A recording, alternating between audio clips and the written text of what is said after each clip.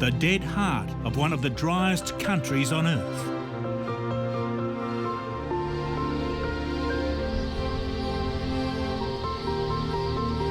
Huge flocks of birds are travelling thousands of kilometres to get here.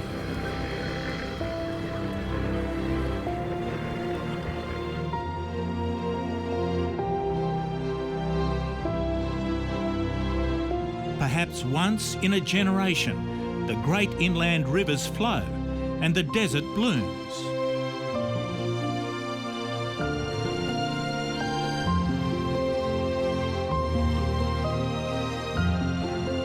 Over the weeks and the months, this water finds its way to the lowest point in the continent.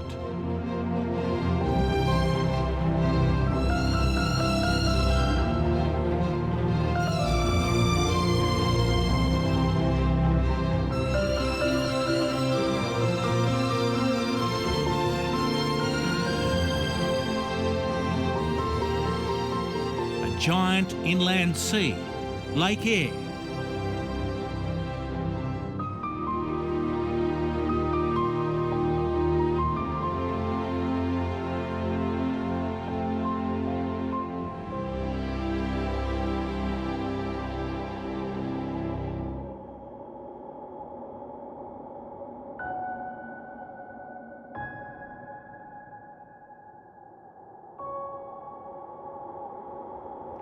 It's an eerie sensation being in the middle of this vast emptiness on this huge salt pan. The only noise comes from the wind and not a sign of life, not even a bush fly to swat away.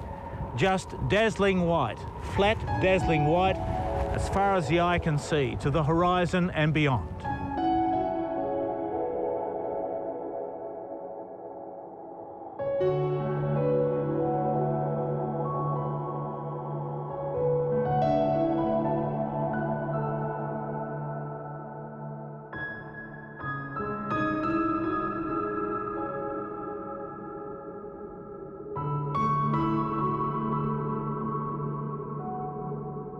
It's the country's biggest lake, 140 kilometres long and 80 kilometres wide.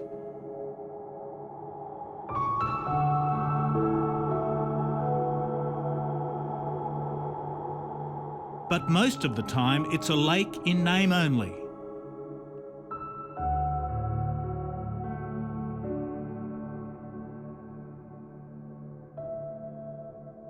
On the rare occasions that water reaches here, it eventually just evaporates away, leaving a thick salt crust that has built up over thousands upon thousands of years. A hard, flat surface perfect for one thing: speed.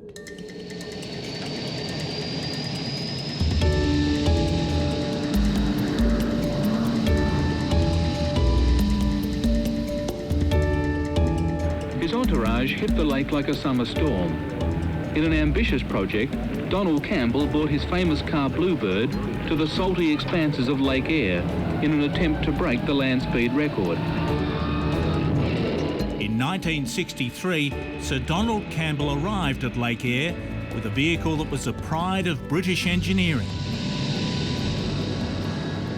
He could hardly have chosen a more remote or obscure location to try to break the land speed record. For the first time, Lake Eyre was big news around the world. But Campbell's mission with Bluebird was frustrated by a string of problems, including rain. The first heavy falls in the region in years.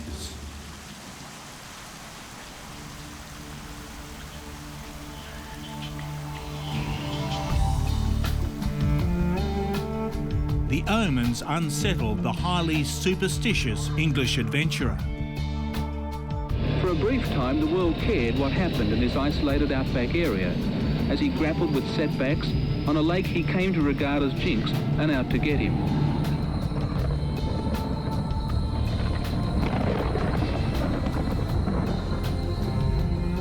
It took more than a year before Sir Donald Campbell prevailed over Lake Eyre, breaking the land speed record on July the 17th, 1964.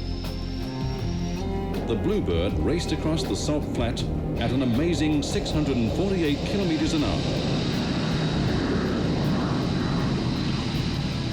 Bluebird again runs under power at a steady 5 miles per hour. Campbell was relieved to leave the lake behind.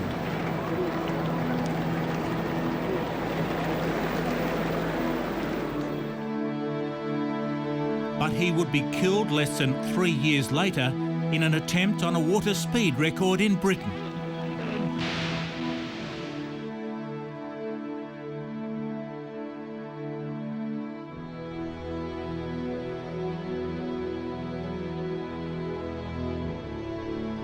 Campbell's uneasy feelings about the Australian interior were shared by many of the early European explorers who went in search of an inland sea, many to their great cost. All they found was a salty wasteland and ridge after barren ridge. They were millions of years too late. Before the hot, dry climate took hold, Lake Eyre had been at the heart of a huge wetlands area, surrounded by forest and brimming with life. Now it's a crumbling landscape. But the weathering has produced some fascinating features.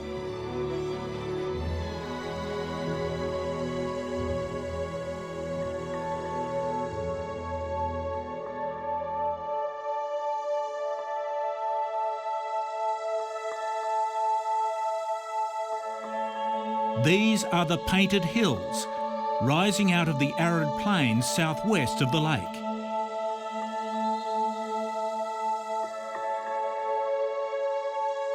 Heavily eroded clay and iron oxide deposits displaying stunning shades of ochre red and mustard yellow.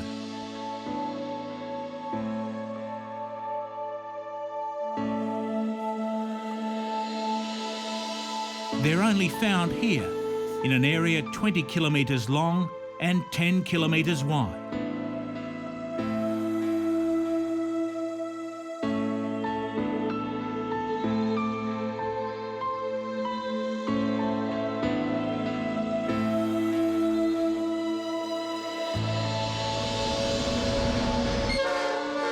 More than 200 kilometres south of Lake Eyre is a much more dominant feature.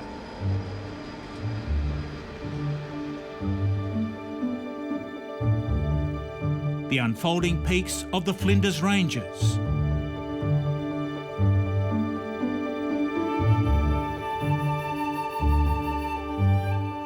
Sedimentary rocks that have been thrust up and fractured by Earth's upheavals, then sculptured by erosion for more than 500 million years, leaving dramatic patterns and forms.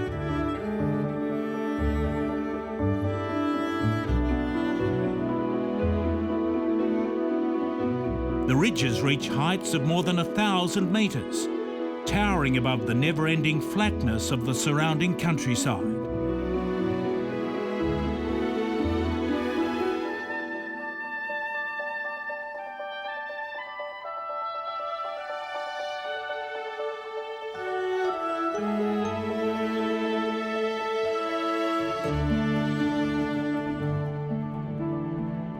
Pioneers brought cattle to the desert country well over a century ago. An industry depended on the occasional flood to survive. The long dry spells have seen many come and go. Not David Brook. Well, those of us that have been here for a while, we have seen it good and we have seen it bad. Once we lose doubt, well, we wouldn't be here, I think, because we know that it can come good.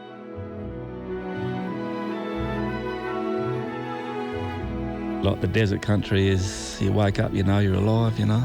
It's, yeah, the desert country is special. I do like it. Each winter, Rex Ellis mounts expeditions through the deserts around Lake Eyre. Then, as temperatures start to soar, he brings his camel tours south to the Flinders Ranges. This is where the Australian outback begins.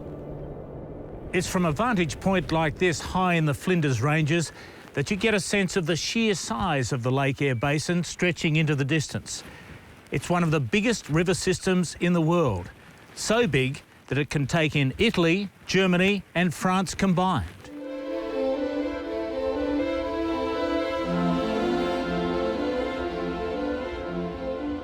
Out here, distance takes on a very different perspective. From the Flinders Ranges, the Lake Eyre basin widens out to cover more than 1 million square kilometres, about 1/6 of the continent. But for year after year, the rivers are dry.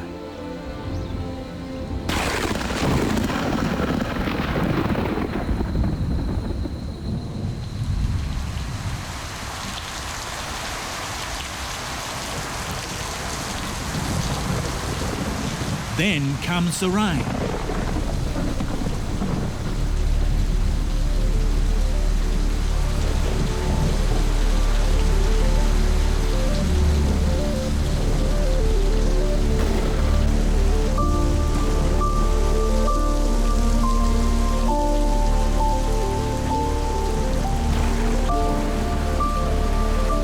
Not normal rain, but a sustained deluge.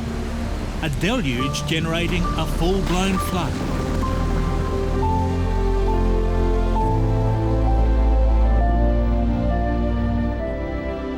The floods just bring to life everything. They excite us as they go past and rise to see the water running freely, and we know that all the water holes downstream will be filled, the bird life, the fish and all that'll get a good kick along.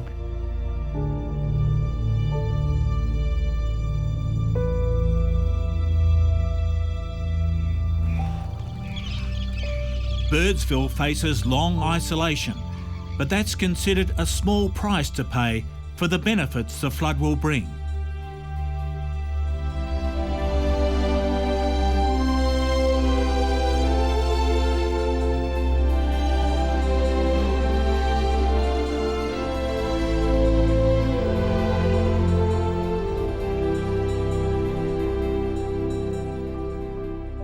Wild horses, brumbies, charge across a desert landscape now being coloured in with shades of green.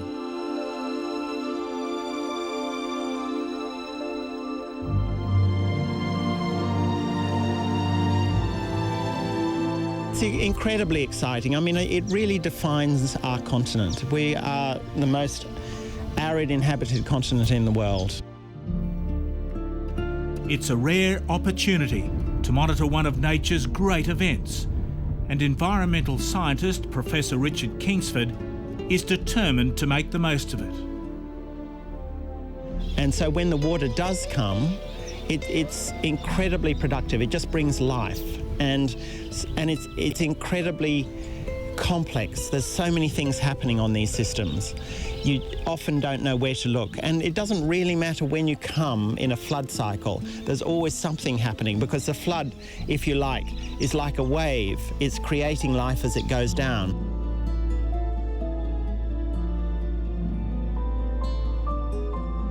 All forms of plant and animal life quickly respond to the changing season. Emus will begin breeding in big numbers.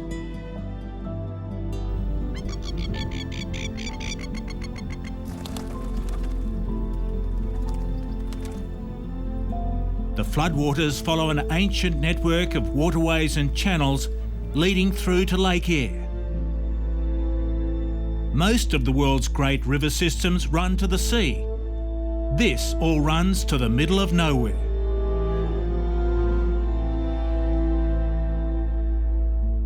So insignificant did the waterways appear in dry times to the explorers that they couldn't bring themselves to call them rivers.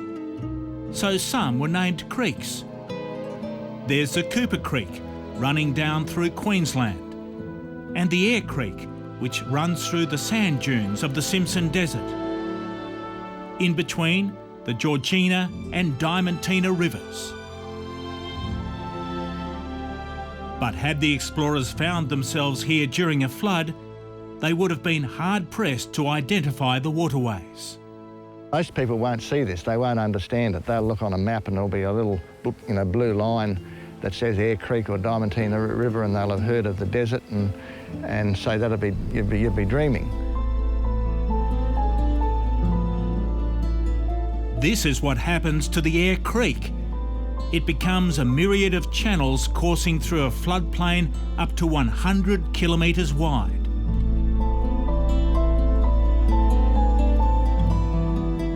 When you look at these systems, they're like tendrils across the landscape, and each one of those is running its own little ecosystem and essentially providing a habitat for lots of microscopic organisms that really are the building blocks of those food webs for some of the water birds and the fish and the turtles and so on.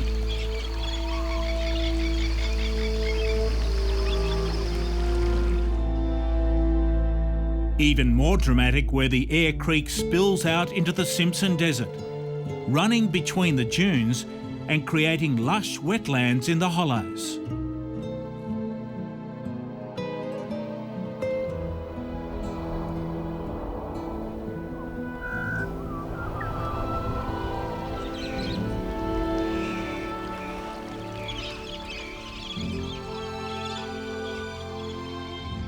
In my memory, that's the biggest I've seen that water, and I've been here for a pretty long time. And the water between those sand dunes are just something you can't really even think about happening, but it does happen from time to time, you know. It's great to see this transformation taking place before your eyes, you know. You see the water rising. Don Rowlands is a descendant of the Aboriginal people who roamed the arid interior and a traditional owner of the Simpson Desert. He also wears a park ranger's hat, helping to manage the wilderness area. And all the way along this water's cruising, taking its time, on its way down. It's really exciting for me to see that the wildlife, the bird life and everything else still can survive out in this country that sometimes looks like will never, ever, you know, come back to what it can be.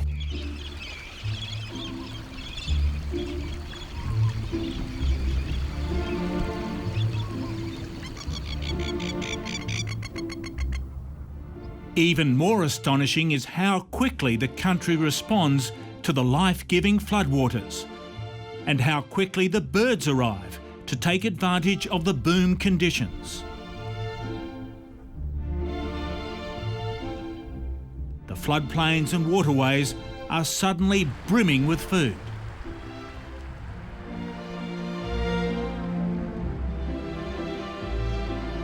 These waters here are like an invertebrate soup, and these guys that feed on invertebrates, they need to build their fat up really quickly so that they can then lay their eggs and get it all done in a very narrow window.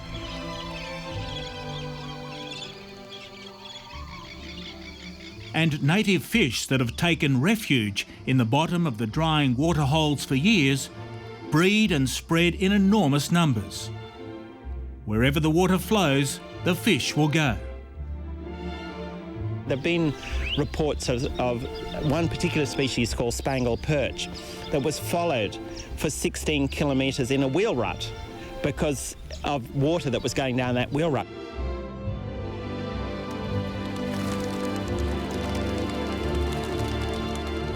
Birds sweep in from coastal areas and even further afield for the feast.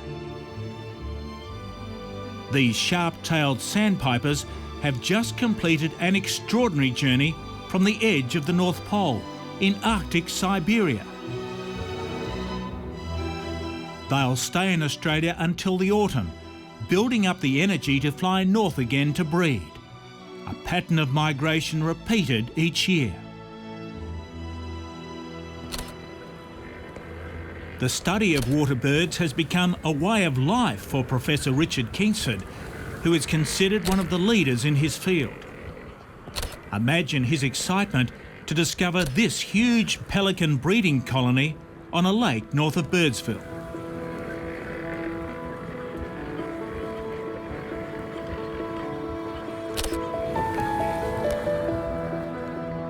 Oh, there's probably 40 to 60,000. It's very difficult to know because they're just so close together.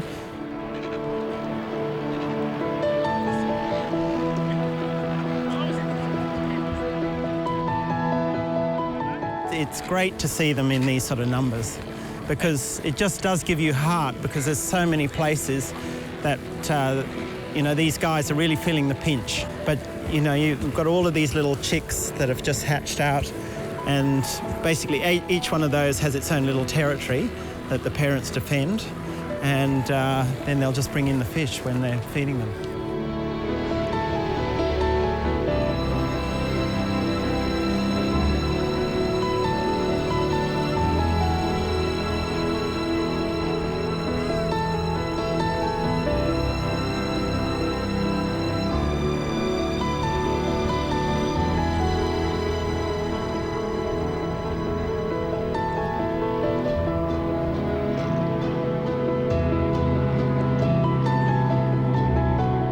Professor Kingsford has been conducting aerial surveys of waterbirds across the country for 20 years, cataloguing a worrying decline in numbers.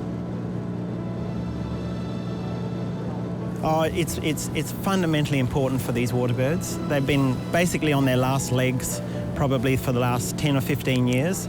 A flood like this is just so important for actually building up the numbers.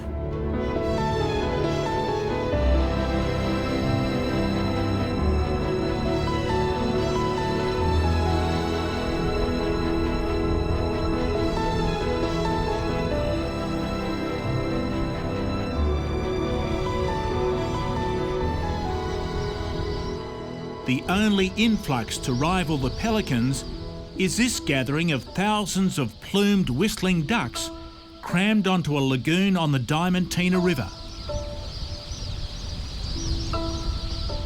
They ventured south from northern Australia. There's one thing about whistling ducks, they like hanging out together. and so you get these incredible flocks.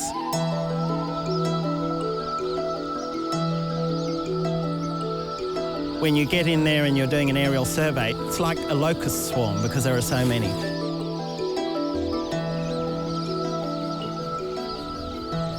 They are basically grazers. They're working their way across the floodplains. They're very concentrated in flocks, and they'll move from one small waterhole to another small waterhole. The great mystery is how the birds know the water is here and how they can find it. I've yet to work that out myself. I'm sure my ancestors would have had an answer in some of their, mythical stories. But I've never seen so many of these whistling ducks in one heap. It still confounds the scientists too. We don't really understand. We're just beginning to get some tantalising ideas about it. We think that these waterbirds are capable of incredibly long distance in very short time. So we think they go up on sort of reconnaissance trips and check out whether one of the rivers is actually running. And as you can imagine, some of these chicks here are obviously hatched here, and they're going to have imprinted on their mind this Lake Eyre basin as the place to hang out when it's in a boom time. For all the surprises the floods bring, there are no mysteries about the impact they'll have on the countryside. Wherever the flood went, you just know what's going to happen afterwards. It's going to look as green as our lawn. David Brook runs his beef empire from a base here in tiny Birdsville, far west Queensland.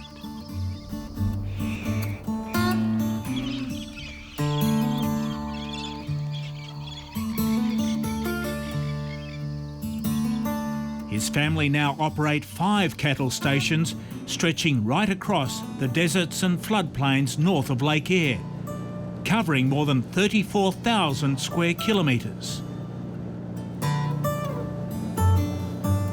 David Brook was born to the outback. His father owned the cattle station just west of Birdsville. His mother's family ran the pub. Well, I've had parents and grandparents and great-grandparents living on these river systems from way back in the 1880s, 1890s. And, I've read the dramas they've had in the droughts, but I also read about the time similar to this when the seasons have exploded. And when the occasional floods come, the celebrations begin. It all starts with a muster across the sand dunes of the Simpson Desert.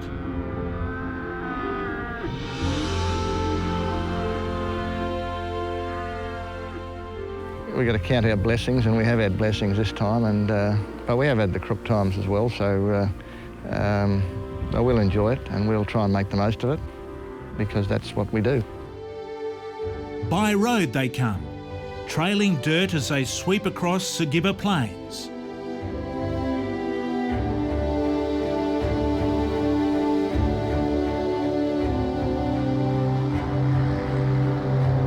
And by plane they come, so many that they had to bring in an air traffic controller to manage movements and parking. They quickly filled up the strip by the pub and set up camp under the wings of the aircraft. But this is no ordinary event. This is the Birdsville races. Coach fly and the 2009 Cup Days underway. Away they go on the maiden and Lily Mini Moon. It began as a small gathering of horsemen from rival stations in 1882, but has become Australia's most famous bush race meeting. For many, it's a must-do event on the Outback calendar, although you wonder what the early bushmen would have thought about some of the crowd turning up today.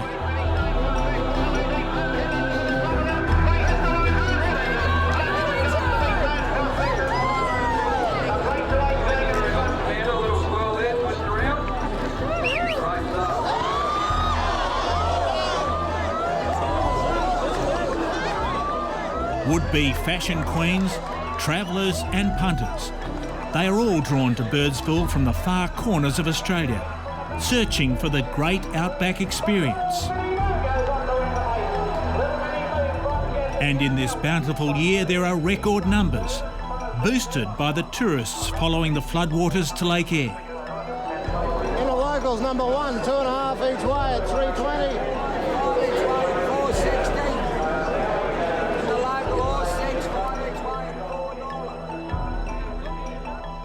The racecourse is on a drying floodplain just out of town, ensuring that the meeting lives up to its long-established motto, where the dust never settles.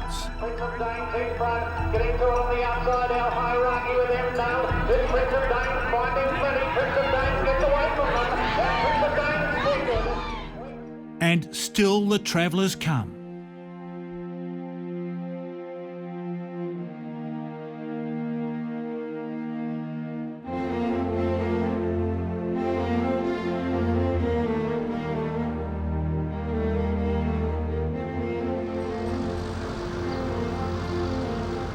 Passing trade is providing a windfall for tiny outposts like Inaminka on the Cooper Creek.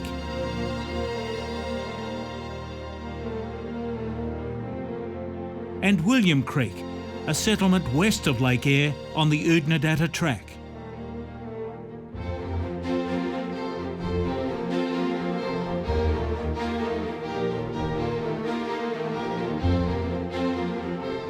On the verdant floodplains to the north, the water is still working its way through the vast network of channels crisscrossing the country.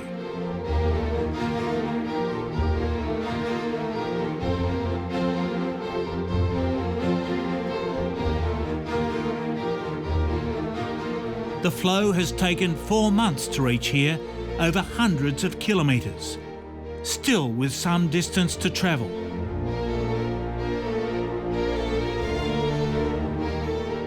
Finally, the channels are funneled into a single watercourse running out of the floodplains and into the desert, the Warburton Creek.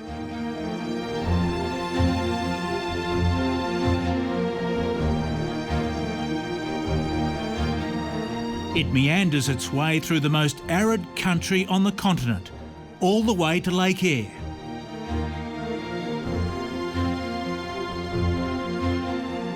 For years on end, it's just a dry scar across a desolate landscape.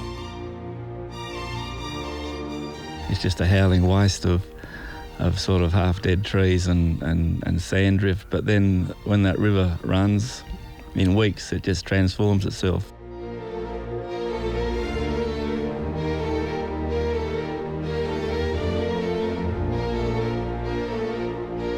The Warburton Creek follows a course that's been worked and reworked by nature over hundreds of thousands of years. The rivers were made by the Great Serpent, and the Great Serpent carved his way through this country in the channels, made all the channels.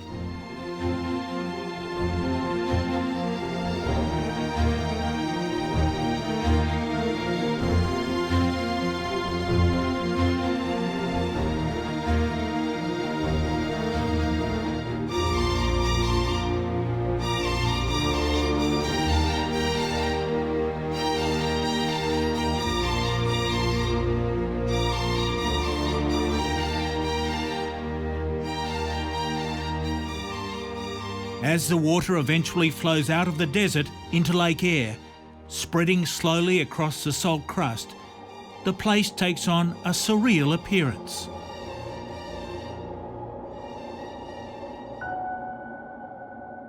Here, at the lowest spot in Australia, 15 metres below sea level.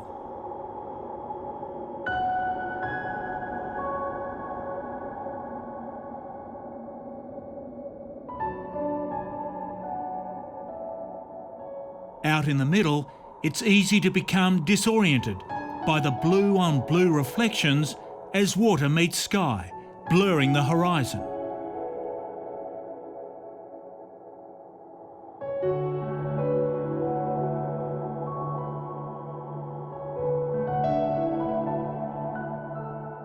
The only definition is provided by big chunks of salt, like icebergs, bobbing in the water.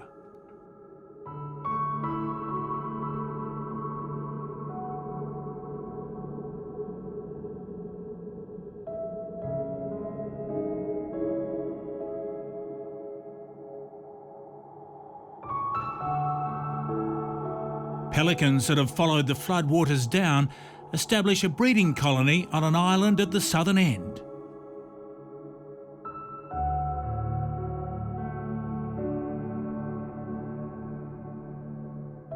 The floodwaters finally cover about 2/3 of the lake.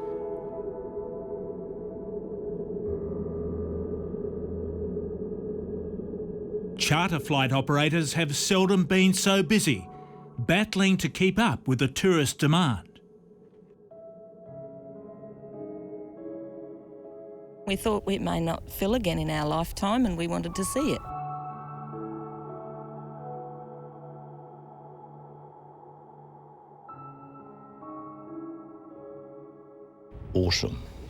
Awesome, I suppose, in a word. It makes you realise how insignificant you really are and how wonderful the Australian bush is.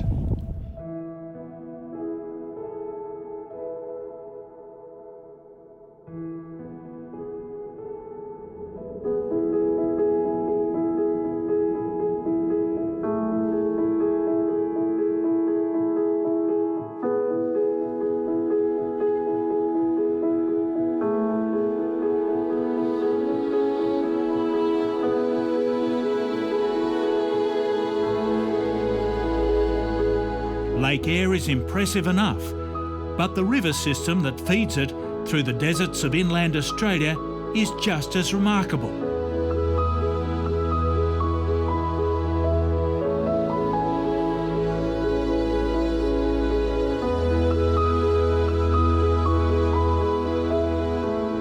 It ranks as one of the most pristine catchments in the world.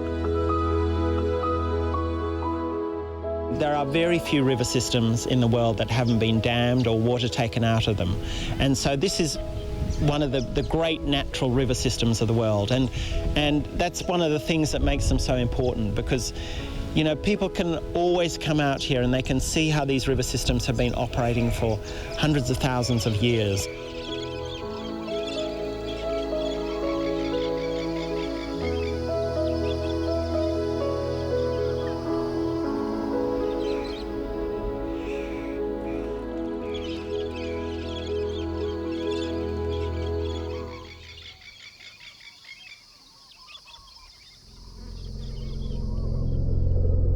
But so fickle are the river flows that Lake Eyre has only filled up twice in the past century.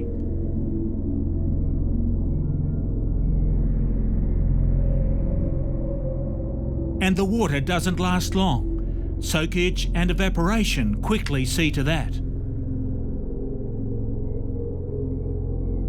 Already the lake is dropping fast, as are the streams that deliver the water.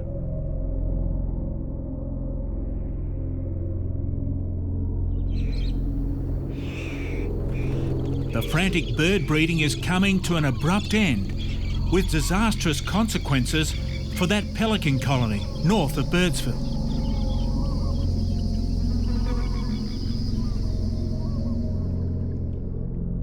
Well, we've basically seen a massive die-off of chicks, and clearly what's happened is that they've run out of food, which is fish, and most of these birds are now fully feathered, and you would have expected them to almost get away, but there's just been a crash in the fish populations, and it's gone into basically a bust for a lot of the pelicans at the tail end of the breeding event. How many could have died here? Oh, look, there's going to be in their thousands at least, I would imagine. And unfortunately, what's happened here is that they've died because the parents have abandoned them. They've just starved.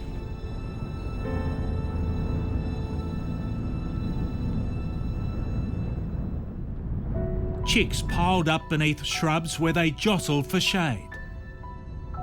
It's a cruel fate for those miscalculating nature's timetable.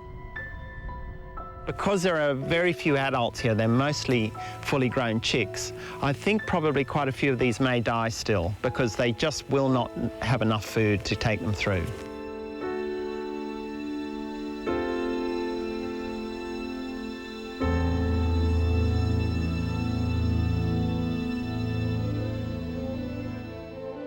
But many other pelicans born here have already taken to the wing to follow their parents on the long journey to more secure food sources on other inland river systems and in coastal areas. We had tens of thousands of pelicans breeding here. We hadn't had any breeding anywhere else really in Australia, this sort of magnitude. So most of those chicks would have got away.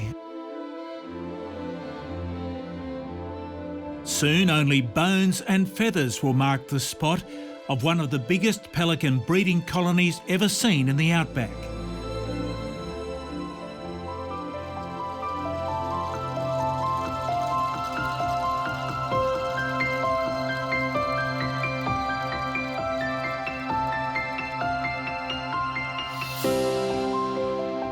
But for other forms of life, the cycle is just beginning.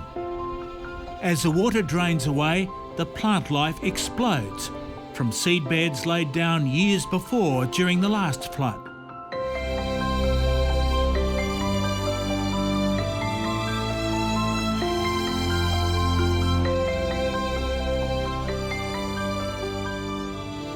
Wildflowers emerge from the cracking mud of the floodplains.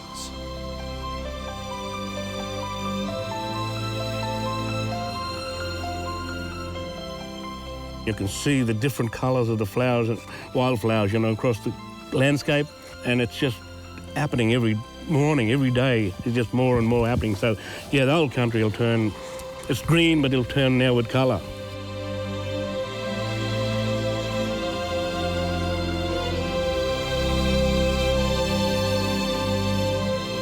There's this wonderful opportunity for a whole range of different plants and animals to come back, and you get this incredible display of colour.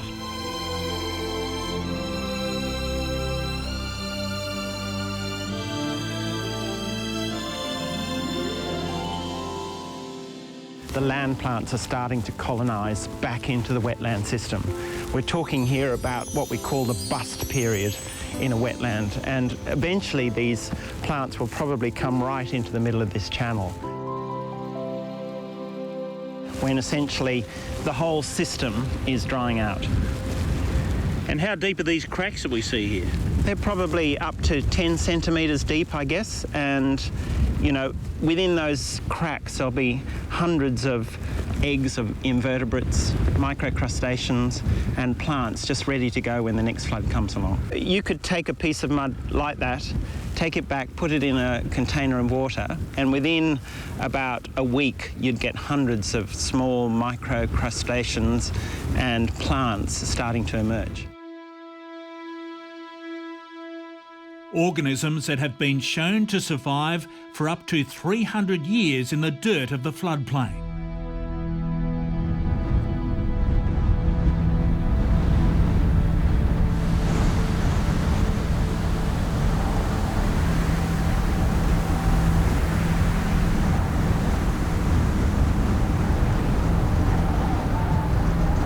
All too soon, the desert climate begins to reassert itself.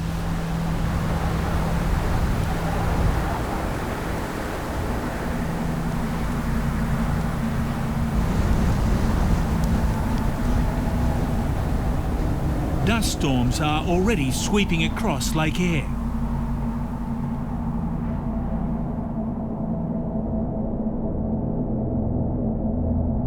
The only sign of life is a mob of wild camels straying onto the muddy surface. We're already seeing the desert come in as we watch this system dry out. The soils are cracking on the edges. There's no place for anything that likes water to live there. For days on end, the storm rages, carrying choking desert sand right across the country, turning day into night.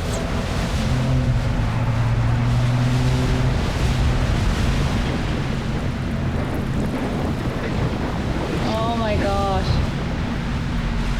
It's just gone completely black. Oh, that is horrible.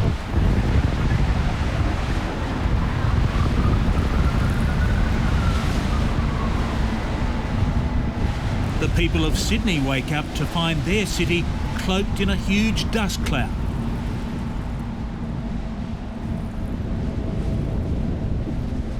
The famous sails of the Sydney Opera House barely visible. It reaches all the way north to Brisbane, a dust storm on a scale seldom witnessed before.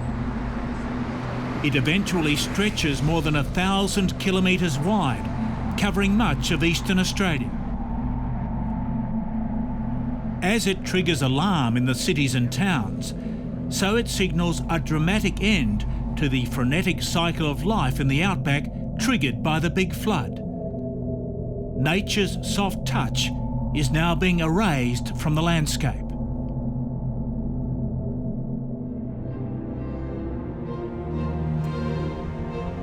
And all that will really be left is a string of waterholes which retain water for the next flood, and some of the big lakes. And the big lakes are very, very important because they'll hold water sometimes for 2 or 3 years. And that's where a lot of the water birds will hang out, ready for, you know, when another flood comes down and they can start their breeding frenzy again.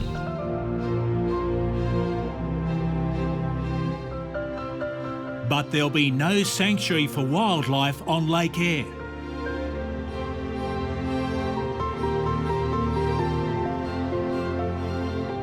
The last of the water is disappearing, and it's reverting to a stark wilderness of sand and salt.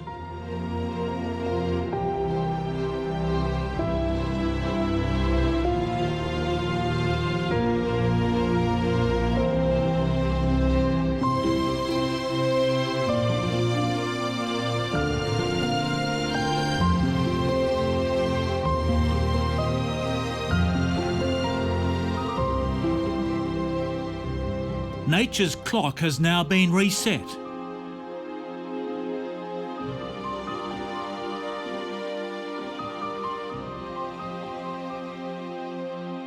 The long countdown has begun for the outback rivers to deliver the next great flood to Lake Eyre.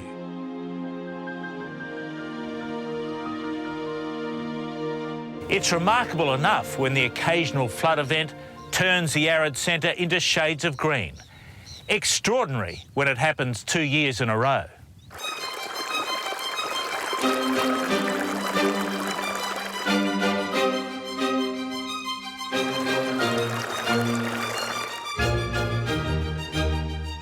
Recharged rivers stream towards Lake Eyre.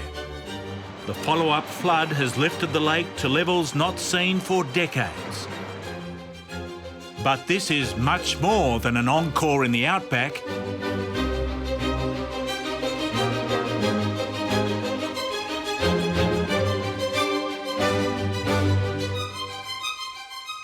This is nature's grand performance.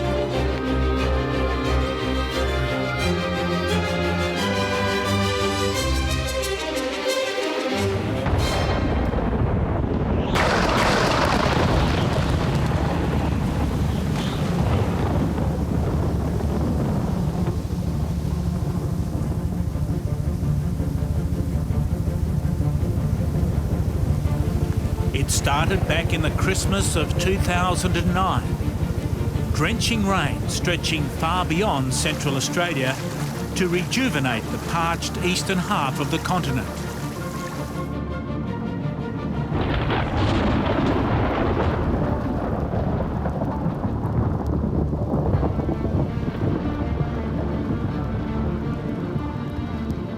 Suffering river systems from outback Queensland to South Australia, swollen with floodwaters.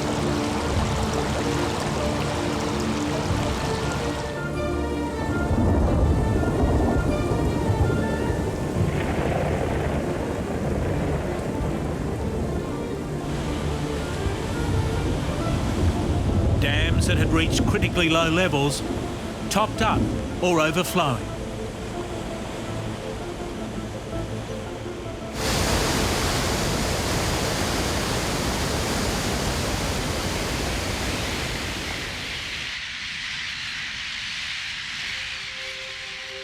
Had the early explorers ventured out to Central Australia in a season like this, they would have been forgiven for believing that they truly had discovered Australia's inland sea.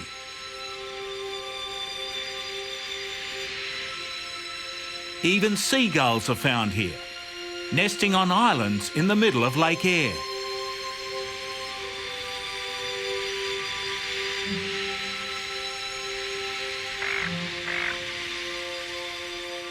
It's an astonishing transformation. This is what the lake normally looks like. A glistening white salt pan, 140 kilometres long and 80 kilometres wide. Even though it's usually empty, it's still classified as Australia's largest lake, sitting at the lowest point in the continent, 15 metres below sea level. It takes a big flood to bring Lake Eyre back to life. And it takes an even bigger flood to entice the seagulls to leave the security of their coastal habitats and travel hundreds of kilometres to the middle of the desert.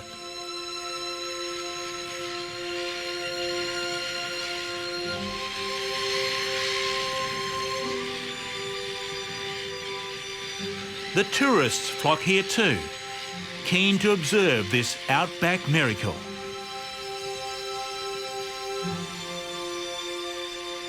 I'm absolutely astounded at the volume of water.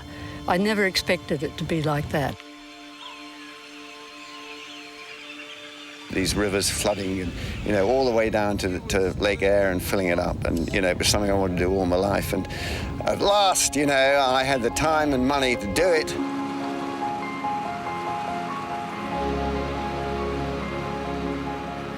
These tourists have embarked on the adventure of a lifetime.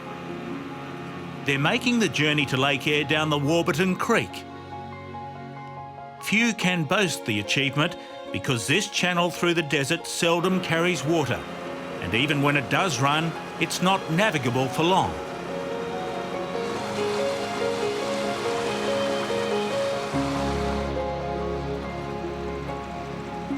To be able to see deserts from a boat on a huge river that's in 2 years' time is going to be a baking hot, dry watercourse, how can you resist doing it?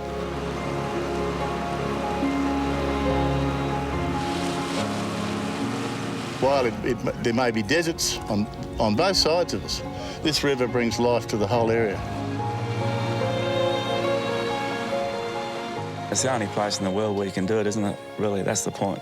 And I mean, this river, this particular river, the Warburton, the cartographers call it a creek, which is the meaning, I think.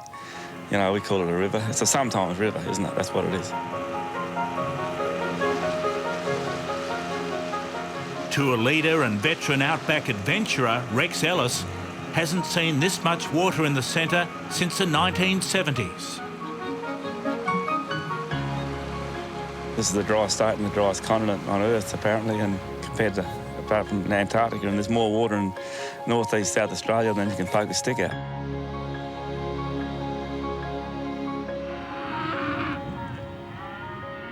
The Warburton Creek streams out of Goyder's Lagoon, north of Lake Eyre. It's more an occasional wetlands than a lagoon, normally indistinguishable from the surrounding desert. But when the floods come, two great outback waterways, the Eyre Creek and the Diamantina River, empty out across this huge floodplain.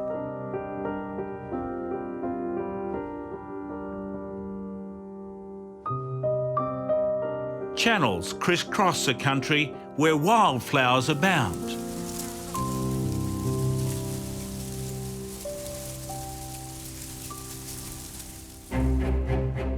Nature's explosion presents perfect conditions for the predators.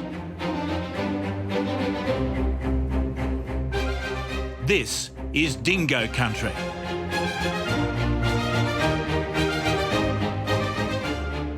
These wild dogs are believed to have been brought to Australia 4,000 years ago and have evolved as cunning hunters in this harsh environment.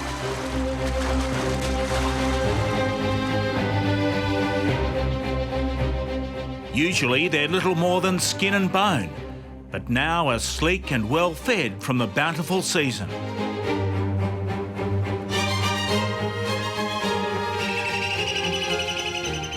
In the skies above, kites ride the thermals.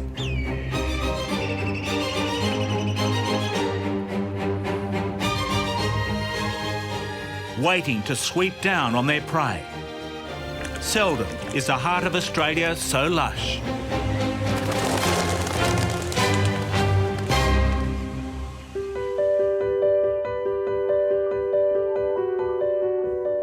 But only when a big flow comes down the Cooper Creek, stretching 1,500 kilometres into outback Queensland, do levels in Lake Eyre rise dramatically.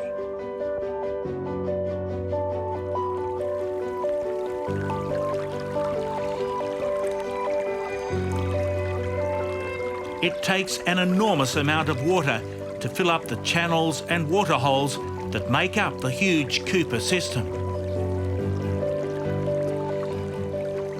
This is what's so astounding about this ancient river, how slowly it moves.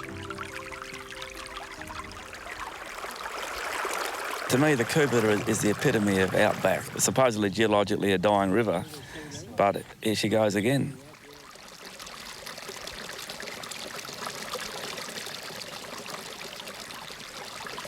You can literally see and hear the flood front as it inches its way across the desert.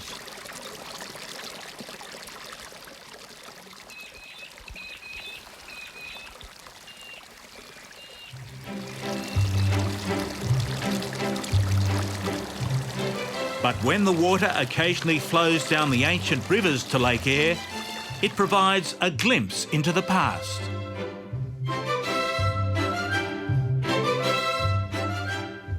The waterways of Central Australia were well primed by the 2009 flood when the rains arrived for the second year in a row.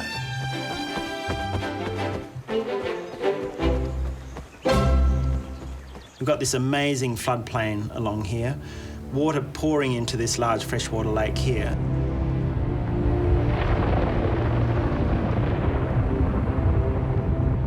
Environmental scientist Professor Richard Kingsford has been closely monitoring the flood's progress.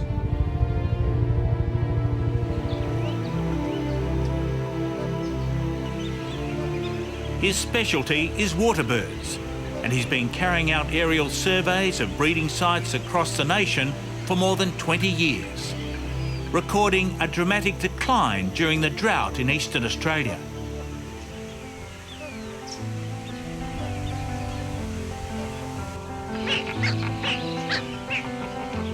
But 2 years of flooding is making a difference.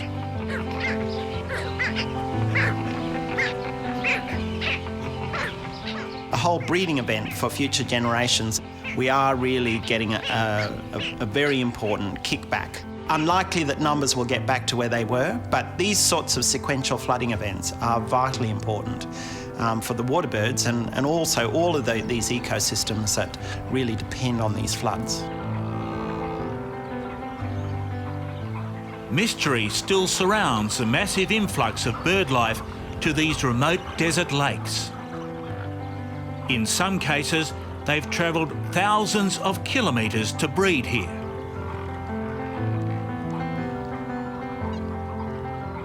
Are you any closer to knowing how they know the water has arrived? What, since last year? I wish I knew a bit more about it.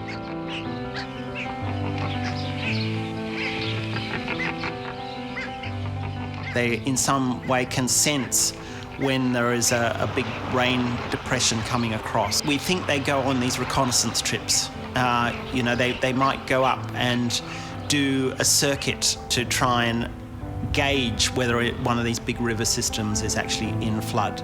That's what we think happens, but really we're still in the guessing game.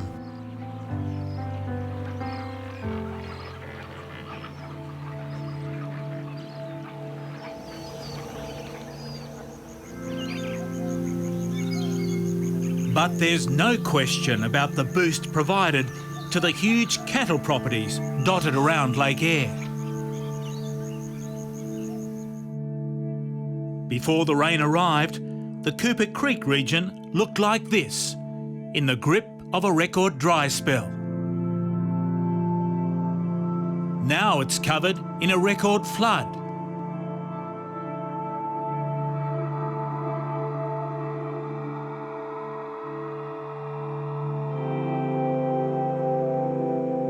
Even those born to this country are astounded by the transition.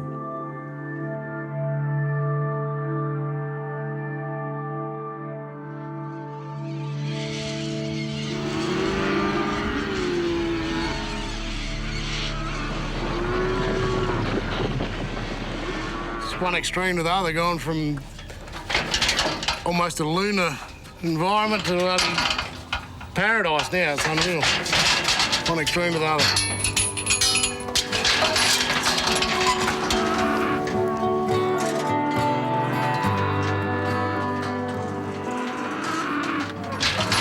Newly purchased cattle are being marked on Gidgyalpa Station on the Cooper Creek near Inaminka in South Australia. Jason Barnes, with the help of son Billy and wife Jane Marie, is starting again.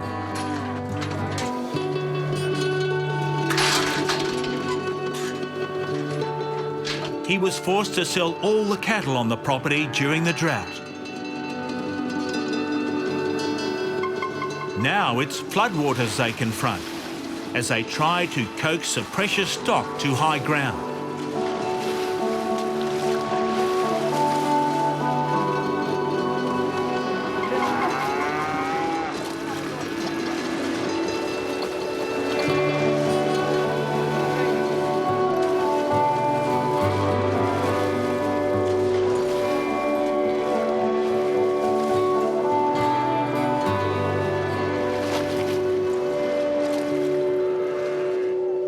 It's around these 80 cattle that the future of the Barnes family will be built. How many good seasons ahead now? You tell me. Plenty of hope. I hope we get heaps of them. We'll get 3 or 4 now. We must be due for a good run. We've had about 7 or 8 average to bad seasons, so it's must be due to get a good one now.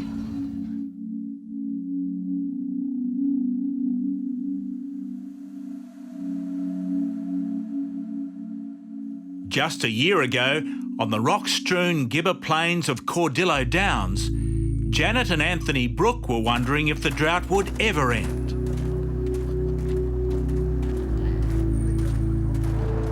They've made their home here, with 4 children on a property that takes up the northeast corner of South Australia.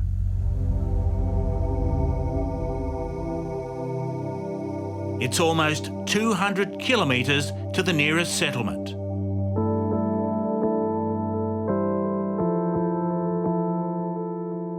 But when the rain finally comes, even this place takes on a softer appearance.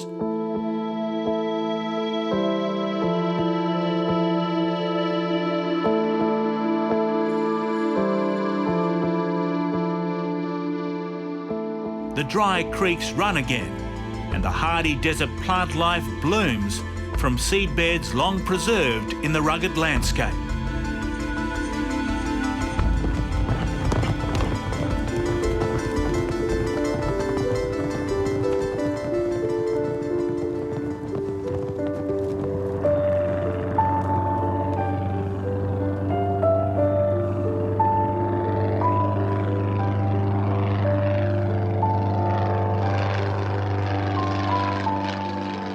The muster is underway on Cordillo Downs.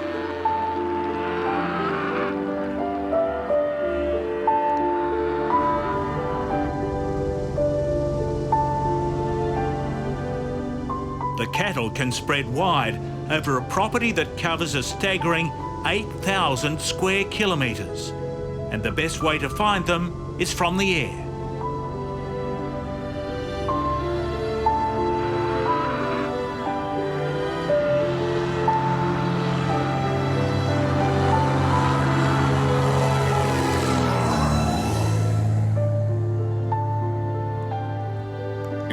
Pasture and grass is knee high compared to last year when we were shifting cattle off to other properties to make use of the floods. We don't have to do that this year.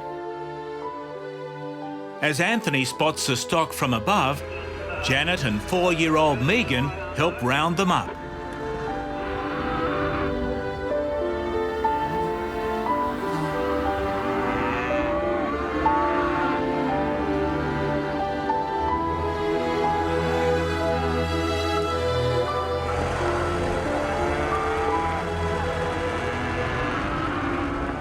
The kids come along. It's good for them, and it saves on the babysitting at home. Gets me out of the house. It's terrific. It's an absolute joy actually coming out and mustering when it's like this. You're not worried about the condition of the cattle while you're walking them along. It lifts your spirit actually when you see so much good cover on the ground. It's about a once in a 25-year rain event. The country really won't get much better than what it is now.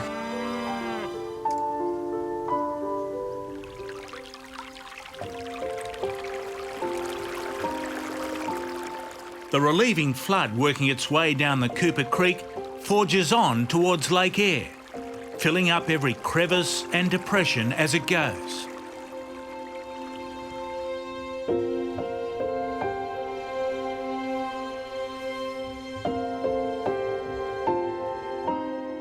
Eventually, the Cooper reaches the Birdsville track just east of Lake Eyre. There's a rush to beat the floodwaters, for everyone knows this famous road could be closed for a long time to come.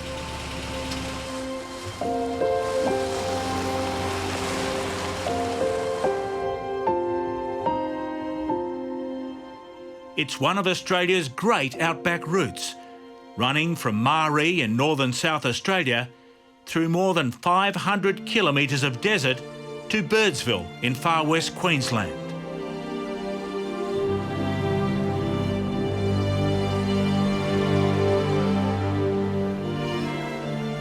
It began in the 1870s, a rough trail fashioned out of this unforgiving country as a stock route to herd cattle to market. Camel trains and later motorised transport developed the Birdsville track into a vital supply link. It's now busier than ever, with a huge increase in tourist traffic.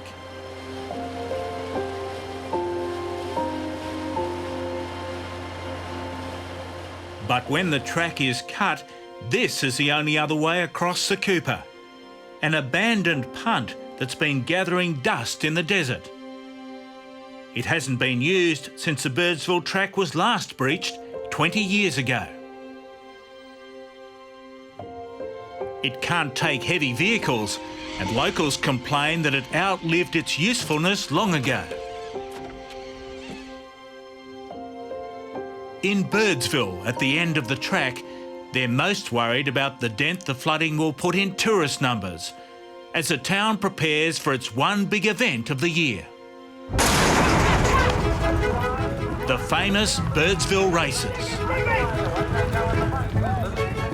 It started as a test of horsemanship between stockmen from rival stations in the area in 1882.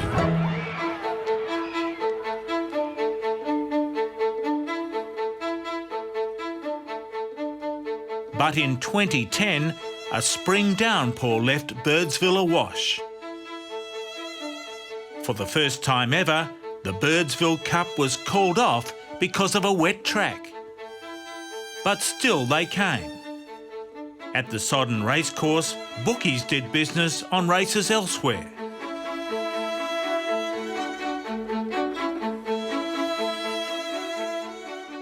Flooded roads kept more than 3,000 tourists trapped in Birdsville for 3 days. There were no complaints from the publican. The town is believed to have got its name from the prolific bird life found on the waterholes dotted along the Diamantina River, which snakes past the tiny settlement. But in this flood year, the birds are spoilt for choice. Every waterway is flowing, every dusty desert hollow filled.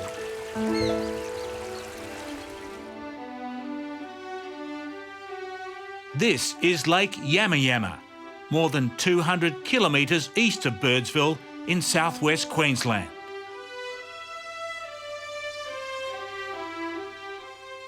The Cooper Creek is surging in, creating spectacular colours and intricate patterns.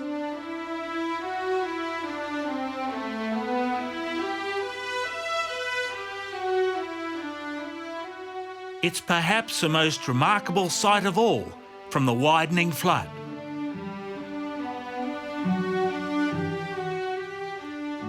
This lake seldom sees any water, certainly nothing like this. It's usually just a salt pan in the midst of an arid outback. But now it's more like a tropical wetlands.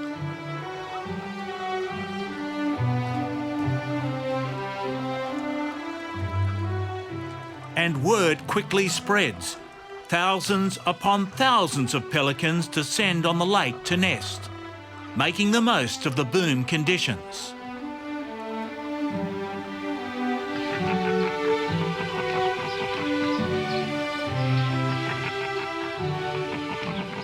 It'll take a month or more for the eggs to hatch, and several more months before the chicks are big enough to attempt the exodus from here. But if there's still enough food left in the lake, the pelican colony could embark on a second breeding cycle.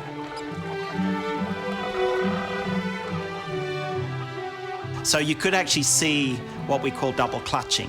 So they get one lot off and then have another go with the next lot. Going from a system that might have a breeding event maybe once every 10 years to one that might have 2 or 3 breeding events in 2 years.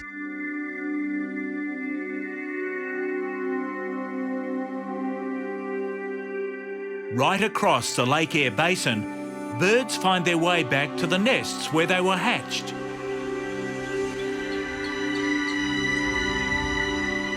It could be many years since they've been here, and yet they still home in on these old breeding spots.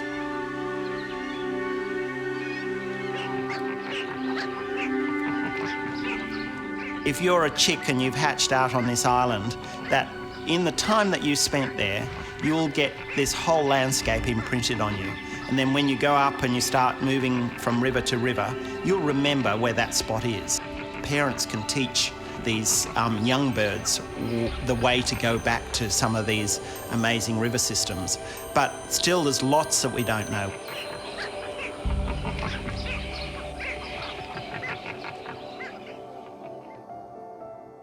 But this breeding site north of Birdsville has now been abandoned. Everywhere are still the signs of the disastrous end to that breeding event last year. The floods have returned, but not the pelicans, not to this spot of land anyway. They've chosen this year instead to relocate to a nearby island where they'll breed again.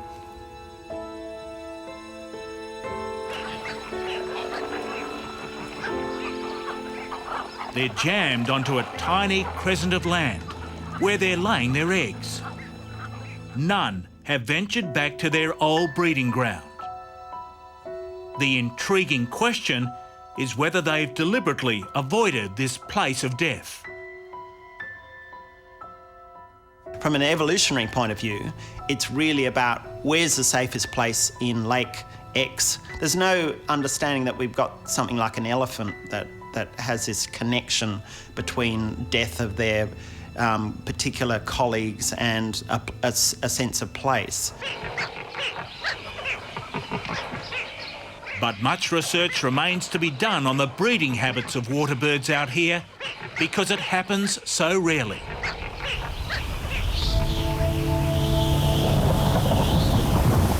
It's now early in 2010 and the deluge spreads wide from Central Australia to bring relief to huge areas of the dry and dusty inland.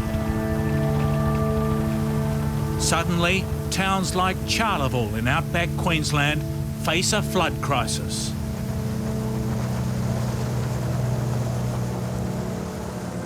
And still the rain comes tumbling down. People in the bush are fond of saying that droughts are broken by floods.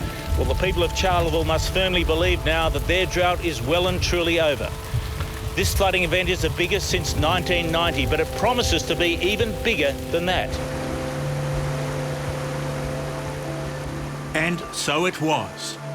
Not just here, but in many towns across southern Queensland.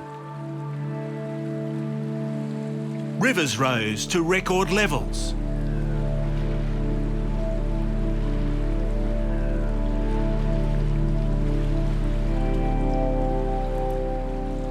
Landholders desperately tried to protect their homes as farmland went under.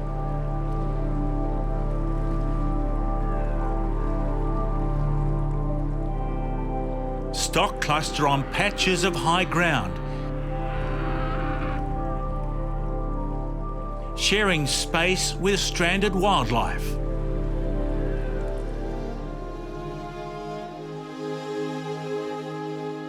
The flood front moves south, down a wide network of waterways crossing into New South Wales. They all run towards the Darling River, but the thirsty country will take a big share along the way.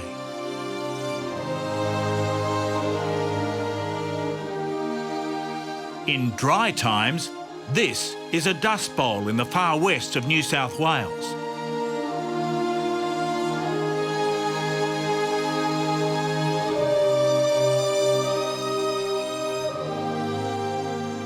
But a flow down the Kookaburra Creek has turned it into a huge swamp, 20 kilometres long and 15 kilometres wide. It boasts its own rich ecosystem, which springs to life as soon as the water arrives.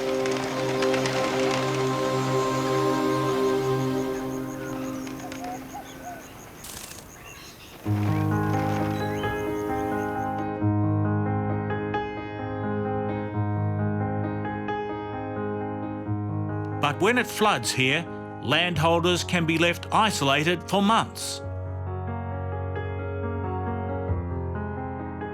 Wangkangurru station has gone under. 5 kilometres of water separates the McGrath family from the nearest access road. It's a constant test of stamina for Dale McGrath the brother of legendary Test cricketer Glenn McGrath. I thought I was pretty fit, but I'm not really. After this episode, no. I have to get a big one, 4-seater, so Sandy can row. I can sit in the back having a beer properly. It's still pretty wet, isn't it? It is. Yeah. The last time the McGraths were left stranded by a flood was back at the start of 2008. Any snakes in that tree? It's an accepted part of living with the extremes of the outback. What's the water like, kids? With this long isolation, do you think it strengthens a marriage or tests a marriage? Probably both, I'd say. At least you can sort it out pretty quick. There's no one else to argue with, is there? You have an argument and sort it out, isn't it? Yeah, no, everything's fine, yeah. No, good girl, this one. Phone bills run up. Let the rivers run. Let all the rivers run and no, it's good for the country. You know, this will get right down the bottom.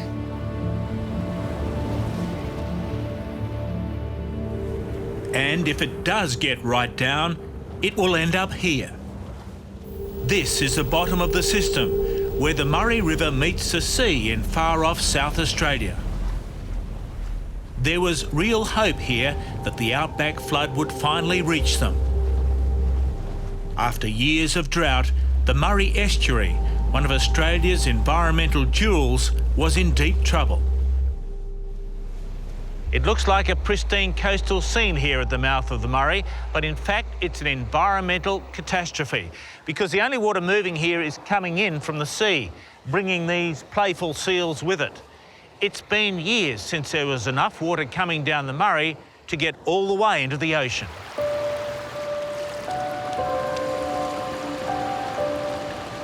The seals moved further and further into the estuary as it was claimed by the sea.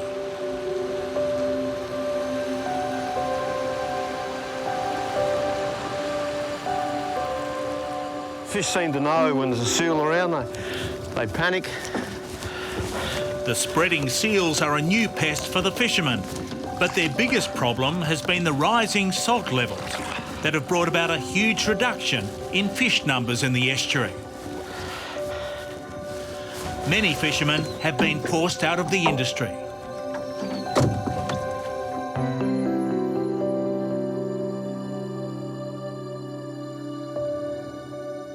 The rolling countryside around the lower lakes of the Murray once supported a booming grazing industry until the water started running out.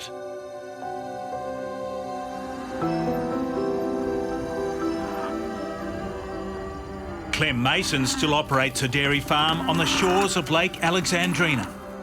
He watched with alarm as the environment around him crashed.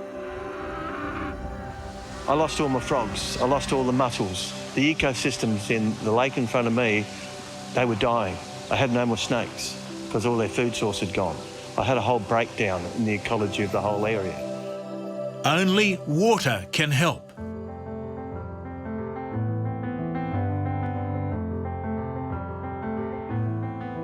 But the outback rivers are never in a hurry to deliver.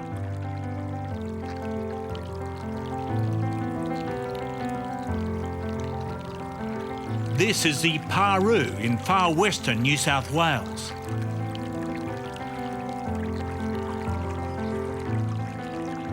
It's on its way to the Darling River.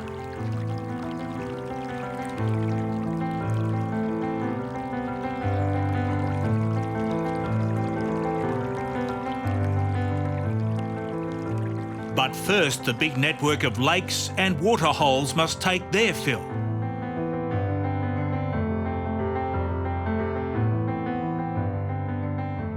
The Paroo finally reaches the Darling for only the second time since white settlement.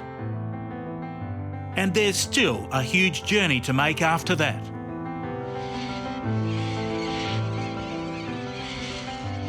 The Darling River meanders almost 1,500 kilometres before it joins the Murray.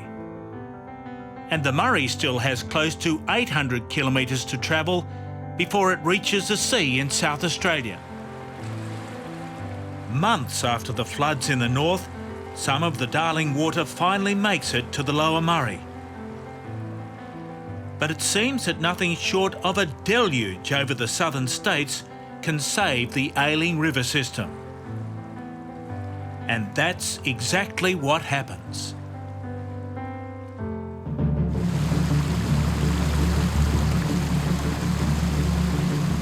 Across big areas of New South Wales and Victoria, they had been praying for rain to break the record drought. Their prayers were answered in the most emphatic way. It started in September 2010. Not just one downpour, but a string of weather systems, dumping rain right across the southeast of the continent. Creeks become torrents. Rivers spread wide over farmland, destroying a bumper grain crop just on the point of harvest.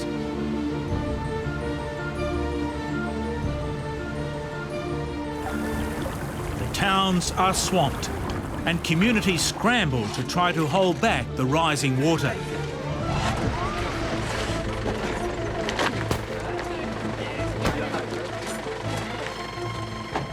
But this was just a taste of what was to come, not just here but further north. Record rainfall submerges much of southeast Queensland. Entire cities are affected. First Bundaberg, then Rockhampton, and a string of inland communities go under. There's no end to the rain.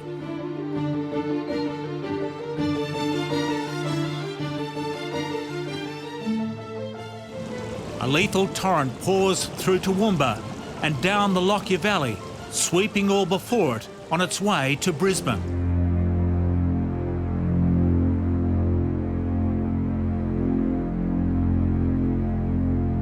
The ABC's Paul Lockyer has managed to get into Grantham in the ABC's helicopter. So, Kel, what are you most worried about?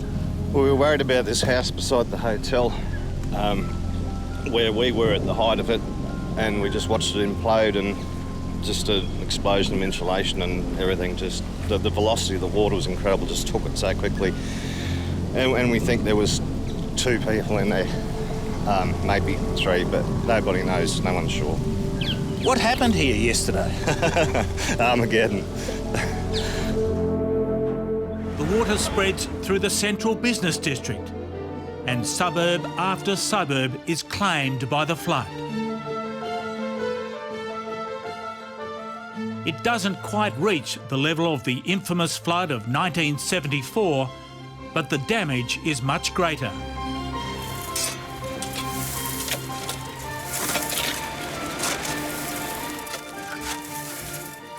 In the south, the Murray is now in full flood, as much of northern Victoria is inundated yet again. But the Murray River is now rejuvenated.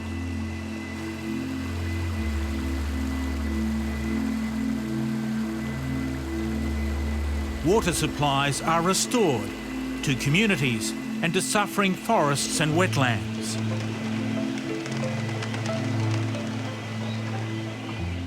The birds quickly follow.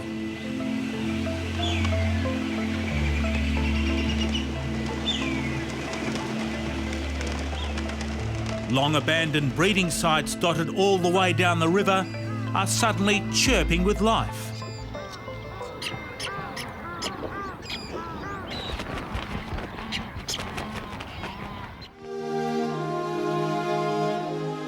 Finally, floodwaters reach right to the bottom of the Murray, bringing relief to the lower lakes and the ailing estuary. Pushing down that fresh water, cleaning out the system, but also providing that freshwater habitat that allows the sort of sea and freshwater to mix in an estuarine way, which is highly productive.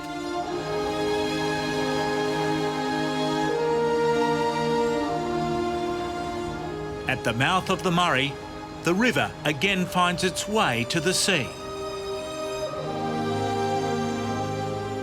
The fresh supplies begin to dilute the salty water trapped in the 100-kilometre long lagoon, the Coorong, which runs down from the Murray mouth.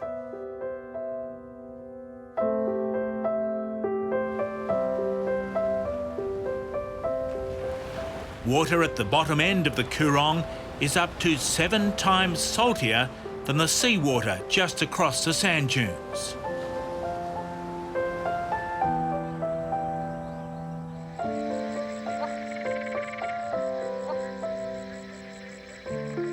An area that was sliding towards environmental disaster, now given a reprieve. The lower lakes are coming back to life. Nighttime, there's a noise around here with the frogs just, like having a party and just talking to each other, and it's been absolutely fantastic. I think they knew before us that there was something better going to happen.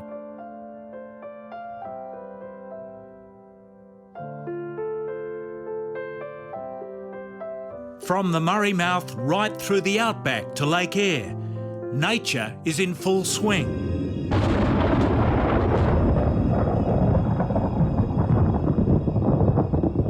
The thing that I find really exciting is being able to look at these massive river systems that have incredible lakes hooked on the end, hooked on the side, and see all of that sort of vibrating in all its glory.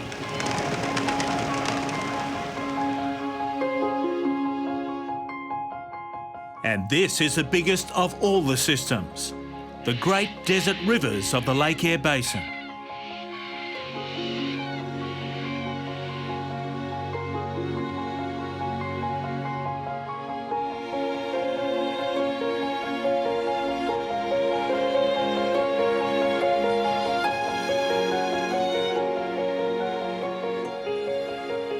Great broad expanses of water, you know, tree-lined and all that.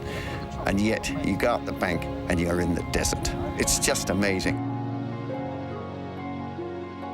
So when I get old and decrepit and can't remember anything, I'll remember this.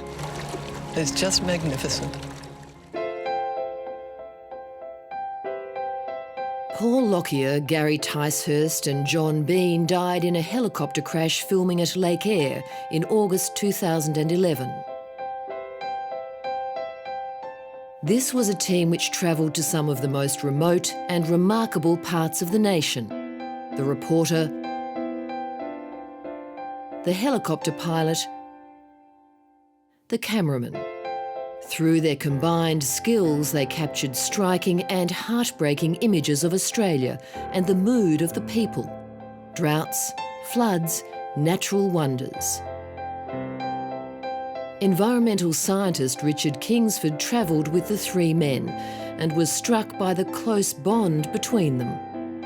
I had the real privilege of flying with them in the helicopter and watching the way they told the story, and it was almost as though they were all in sync. You know, John would be filming, Paul would be saying, what about that angle? But Gary was already there. There's no other media organisation that does this the way the ABC does it, and the way Paul Lockyer did it, and the way Gary Ticehurst and John were able to portray those images, find those images, and tell the stories, many, many stories across our landscape. And you know, that's the great legacy.